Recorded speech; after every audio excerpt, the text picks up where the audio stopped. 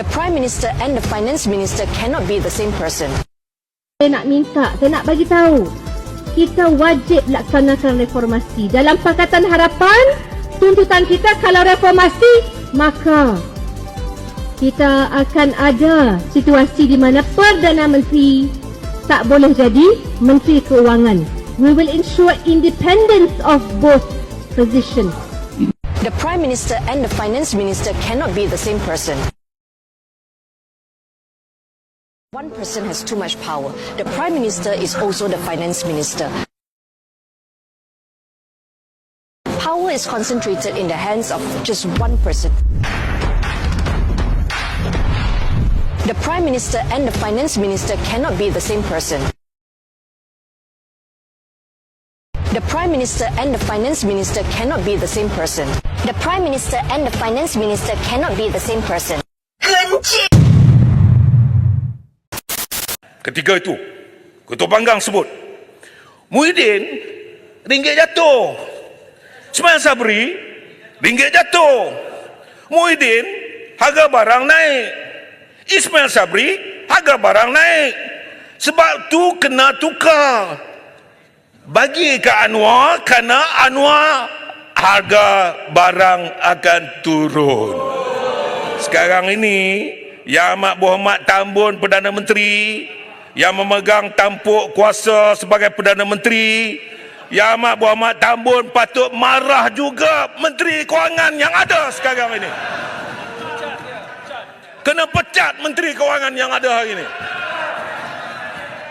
Kerana prestasi Menteri Kewangan ini lebih teruk daripada Menteri Kewangan sebelum ini. Saya hanya minta supaya Yang Amat Berhormat Perdana Menteri pecat Menteri Kewangan yang ada hari ini.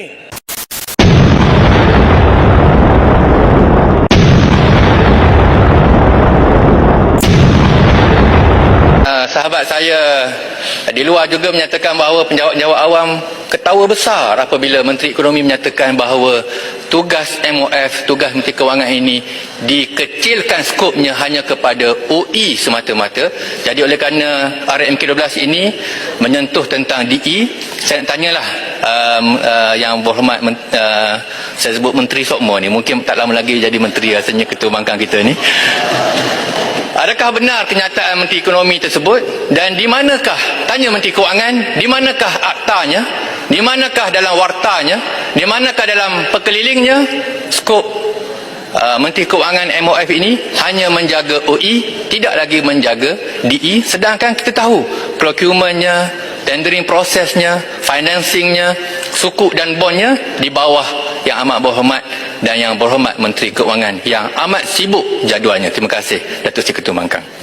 Kalau saya boleh tambah, Yang Berhormat Ketua Bangkang, apa yang disebut oleh Bacok tadi asalnya adalah kita lihat bahawa jawapan yang digunakan oleh Menteri Ekonomi untuk menghalalkan Perdana Menteri memegang jawatan Menteri Keuangan.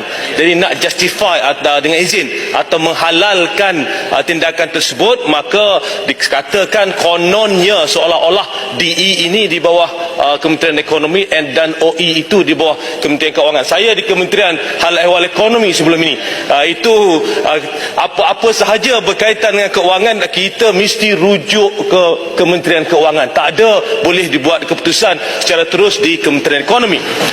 Cuma saya nak tambah sedikit di sini, ya. Saya nak tambah sedikit di sini. Yang Amat Berhormat Perdana Menteri pun ada di sini. Melihat keadaan ekonomi semasa, melihat cabaran dunia di luar sana, kita lihat bagaimana ekonomi Malaysia, ekspor kita jatuh, GDP kita pertumbuhan lebih rendah, menyederhana. Apa yang kita lihat pada waktu ini adalah kita memerlukan seorang Menteri Kewangan yang dapat menumpukan sepenuh masa kepada urusan-urusan pentadbiran Kementerian Keuangan. Dan jika kita lihat dalam sejarah Malaysia, apabila Perdana Menteri turut menjadi Menteri Keuangan, maka akan ada Menteri Keuangan kedua. Yang Berhormat Titi Wangsa di sini pernah menjadi Menteri Keuangan kedua. Yang Berhormat Tan Sri Nur Muhammad Yaakob pernah menjadi Menteri Keuangan kedua. Arwah Tan Sri Jamaluddin Jarjis pernah menjadi Menteri Keuangan kedua. Datuk Seri Mustafa Muhammad pernah menjadi Menteri Keuangan kedua. Jadi kita lihat itu rekodnya. Bila Perdana Menteri menjadi Menteri Keuangan, maka akan ada sekurang-kurangnya Menteri Keuangan kedua, kerana urusan-urusan di Kementerian Keuangan ini kita tahu merupakan satu urusan yang cukup banyak yang memerlukan tumpuan sepenuhnya.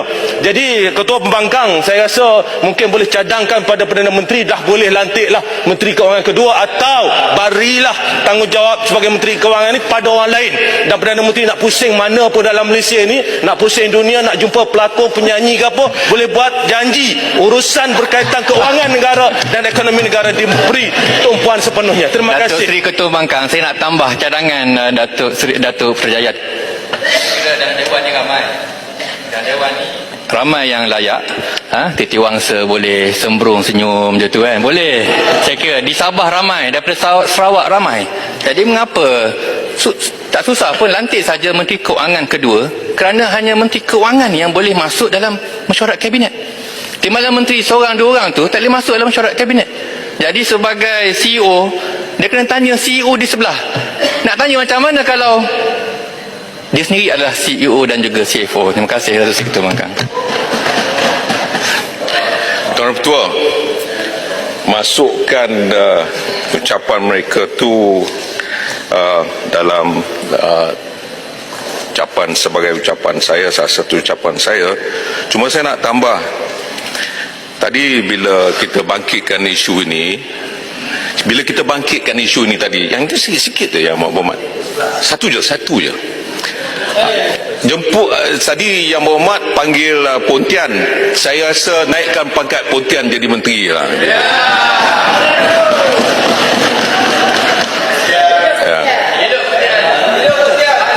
Pontian kau bohong. Janganlah. Terlepas pandang Pontian ni yang patutnya dinaikkan jadi menteri. Sebab yang lain-lain dia, kawan-kawan saya dah sebut nama-nama seperti Titi Wangsa boleh jadi Menteri Keuangan kedua. Saya rasa dia nak tu. Caranya boleh kita Saya nak satu bukan dua.